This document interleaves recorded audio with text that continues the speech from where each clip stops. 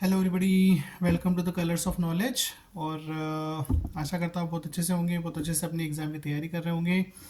और आज एक बहुत ही आसान और बहुत ही महत्वपूर्ण प्रश्न मैं आपको बताने वाला हूँ, जो निश्चित रूप से कम 2 नंबर आपकी जो परीक्षा होने वाली है उसमें निश्चित रूप से दिलाकर जाएंगे। और कुछ भी नहीं करना है, बस केवल आपको एक लाइन का उत्तर लिखना है।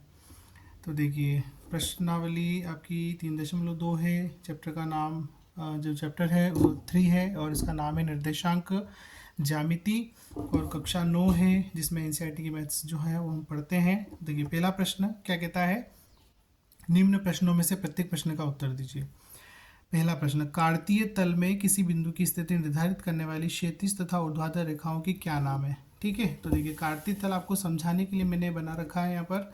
ये जो होता है इसे कार्तीय तल बोलते हैं। और इसमें एक रेखा क्षैतिज होती है जो कि एक्स अक्ष कहलाती है, और दूसरी रेखा वर्टिकल होती है, ऊर्ध्वाधर होती है, जिसे वाई अक्ष कहा जाता है। ठीक है, और ये दोनों रेखाएं कहाँ कटती है, इस बिंदु पर कटती है जो मूल बिंदु कहलाता है, और इसके निर्देशांक 0 0 होते हैं। तो इस चित्र को देखकर ही हमें तीनों प्रश्नों के उत्तर दे देंगे जो इसमें पूछे गए हैं। तो सबसे पहले हम पहले प्रश्न का उत्तर लिख रहे हैं। तो कार्तीय तल में किसी बिंदु की स्थिति निर्धारित करने वाली क्षैतिज और ऊर्ध्वाधर रेखाओं के नाम बताइए। तो जो क्षैतिज रेखा है वो क्षैतिज रेखा को क्या कहते हैं, एक्स अक्ष कहा जाता है। ठीक है, तथा जो ऊर्ध्वाधर रेखा होती है, ऊर्ध्वाधर रेखा को वाई अक्ष कहा जाता है। ठीक है, कितना आसान है। ये जो क्षैतिज रेखा है ये एक्स अक्ष है, ऊर्ध्वाधर रेखा जो है वाई अक्ष है। बस इतना सा आपको उत्तर देना है।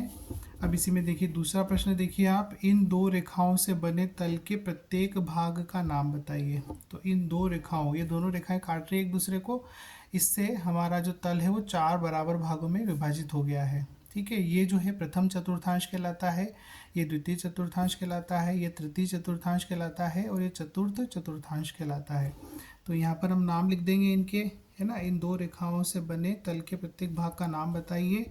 तो प्रत्येक भाग में पहला भाग जो है वो प्रथम चतुर्थांश है। पहला भाग आपका प्रथम चतुर्थांश है। फिर दूसरा भाग जो है वो द्वितीय चतुर्थांश कहलाता है। फिर आपका तीसरा भाग तृतीय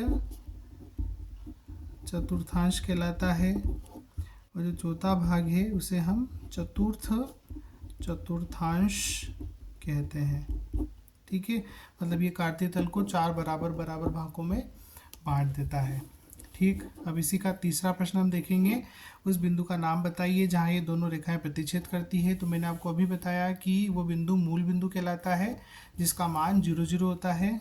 तो उस बिंदु का नाम क्या है, यह मैंने लिख दिया, मूल बिंदु है, जिसके निर्देशांक क्या होते हैं, चाहे तो लिख सकते हैं, नहीं लिखेंगे तब भी चलेगा, पर मैं लिख देता हूँ, जिसका जो मान है वो 0,0 होता है। किसका, मूल बिंदु का। ठीक है, तो आशा करता हूँ आपको समझ आएगा। बहुत ही आसान प्रश्न है, और निश्चित रूप से इन 3 में से एक प्रश्न आपको, आप मान लीजिए कि पूछा ही जाएगा, ऐसा मेरा अनुमान है, ऐसा मेरा अनुभव है। और आप इसे तैयार कर लीजिए, निश्चित रूप से आपको 2 नंबर मिल जाएंगे, और बड़ी आसानी से आप अपना स्कोर जो है उसको आगे बढ़ा पाएंगे। Thanks for watching. वीडियो को लाइक कर दीजिए, शेयर कर दीजिए, चैनल को सब्सक्राइब नहीं किया है तो कर लीजिए। Thank you.